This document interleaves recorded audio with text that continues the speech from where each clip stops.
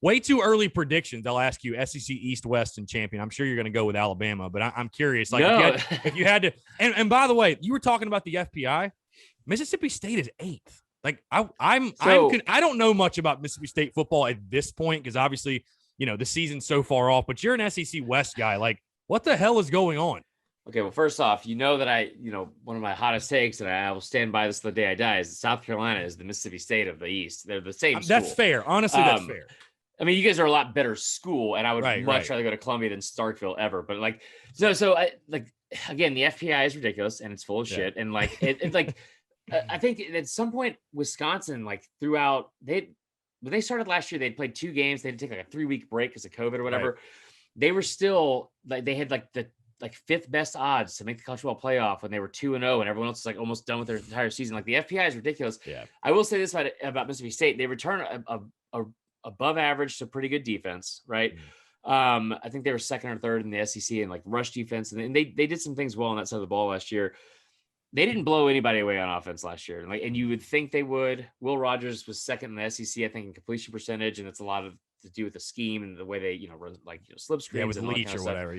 Yeah. But the thing is, if you look at Mike Leach and all of his stops throughout his career and where he's been at different places, statistically speaking, from year 1 to year 2, there's about a 7.6 point bump from that offense of what they score per game than they did in year 1. So you start to understand the offense for it and what they're trying to do. Right. So it kind of goes along with it. I think that's where they'll see improvement for sure. 8th is, I would be shocked.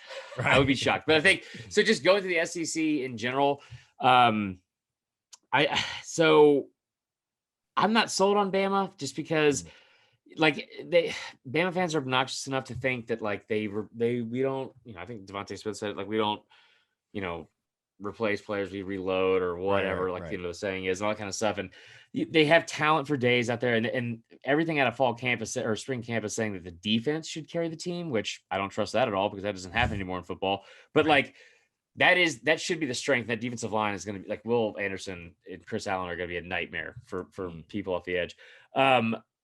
Texas A&M returning 20 of 22 on their 2 deep on defense is really, really big. That's wild. Yeah, they lose a lot on offense, obviously with Mond. Kellen Mond, 17-year veteran gone. Dude, I thought he was going to come back, and he probably should have.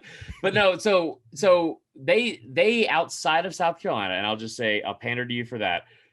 Outside of South Carolina, they have the best 1-2 combination of running backs in the SEC with Achane and Spiller. But they also get Bama at home. They don't have to go to, they don't play Georgia. I don't think they play Florida in the East this year. They play y'all, and I forgot who the other one was. So I could see them being a dark horse, and beating Bama because I really think Bama's going to struggle a lot with you. It's one thing to replace a bunch of starters. You think about going into last year, Alabama had, I don't remember this happening at other schools ever, where it's all right, you didn't just get the benefit of having someone come back. All right, Najee Harris came back for next season.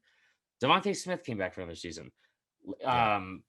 Leatherwood came back for another season. Dylan Moses, these are all guys that probably wouldn't have maybe gone first round, but they were in some mocks and now are all legit first, second round picks. You lose all those guys now. And I don't care what anyone says, you don't reload from losing the top 3 Heisman finalists. It's just fucking stupid. It's not going to happen. They're going to go 10-2. So I'm going to say A&M out of the West. I can also see LSU depending on how that defense looks. Out of the East, everyone's going to say it, but it's true. It's Georgia, and Georgia is going to be from what I saw in the spring game. I know we talked about not having hot takes. That physically, that is the most impressive football team in the country, and they look like they win getting off the bus, man. They just have athletes on that team that are just different. And just Jalen Carter and Jordan Davis on the inside is just an absolute nightmare. It's a cheat code. So I think Georgia wins the East. I think they win the SEC. It's going to be a long fucking year. Hopefully Bama doesn't make it to the SEC championship because I don't want to have to hear about that. But I think that it's going to end up being Georgia and Clemson, as much as I don't want to say it. I hate saying and they play week 1. Yeah. They returned 11 starters on defense. Right. So, and the benefit of Clemson is that, if you think about it, they get to just practice the whole year. Yeah. Yeah. I mean, they don't play anybody. That's a good point. So, They play 12 spring games basically. Yeah, pretty much. Like, there's no. And think about this too, man. Like think about their biggest losses of the year. They lost to Pitt at home, with Deshaun Watson the year they went to the national championship game. Yeah. They lost to Syracuse at home, and none of it even matters. They lose these shit teams, and it's like, oh, you know what? If you go out next week and you beat Wake Forest by 60, you're gonna be back in our good graces. So, I think those two teams are probably head and shoulders above the rest, and Oklahoma's a team with a lot of talent as well. But I really do think this is Georgia's year, and I hate to say it because I don't think this city is ready for it in Atlanta. It's been Georgia's year since 1980. Honestly, every year, man. Yeah, I'm about to turn 35 in 2 weeks, and I've lived here my whole life, and every single fucking year I hear it. Every single year, but I really think this is the year. Yeah, no, for sure. You think it's got to happen at some point, and yeah, I will say this, just kind of speaking back to what you're saying about Wisconsin being 2-0 and everybody else is 7, whatever. I'm so ready to just see, a quote unquote, pretty much back to we're not last year. Like you said, it just felt so strange to have teams not playing and playing. And I mean, Pac-12 started 2 months late and Big Ten was it was so, like you said, the whole point of the 2020 season was to get to Alabama, Ohio State, Clemson, and your fourth team. That's all. That was the whole point of playing. That honestly, it cheated fans so much. And I kept saying this is what really pissed me off about this, even as a Bama fan. And I know my team won it, but it really was such a disservice to fans in a year that we needed it. There's never been a year that we've had to go through all that shit. Yeah. If it wasn't for Tiger King and Cheer in week 1 of January on Netflix, it would have been the worst. It was the worst year ever. But if it wasn't for that, think about how much more miserable it would have been. Yeah. So in a year that you really could have just bent the rules, and you could have been you know what? We're going to do a playoff this year because that's the only fair way to do this. Otherwise, it's going to look really obvious that we just want Ohio State in, even though they're only playing 7 games. The Big Ten, I feel literally, they were not going to play, and they're like, you know what? We got to play. We got to get Ohio State in. I mean, that's the whole reason they played.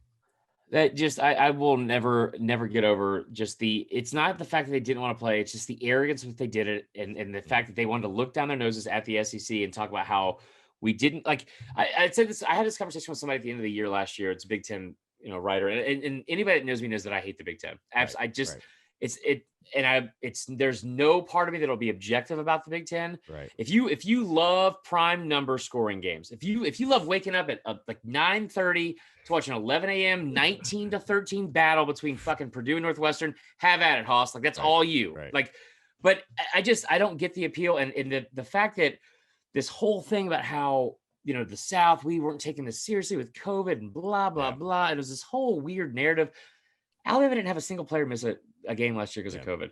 The SEC got through a full slate of schedules because of leadership from Sankey. And just, I just think the NCAA did a really bad job and the committee did a really bad job of just, if that's the case, if you just want those 4 teams in, because that's a dream scenario with Notre Dame, Ohio State, Clemson, Bama.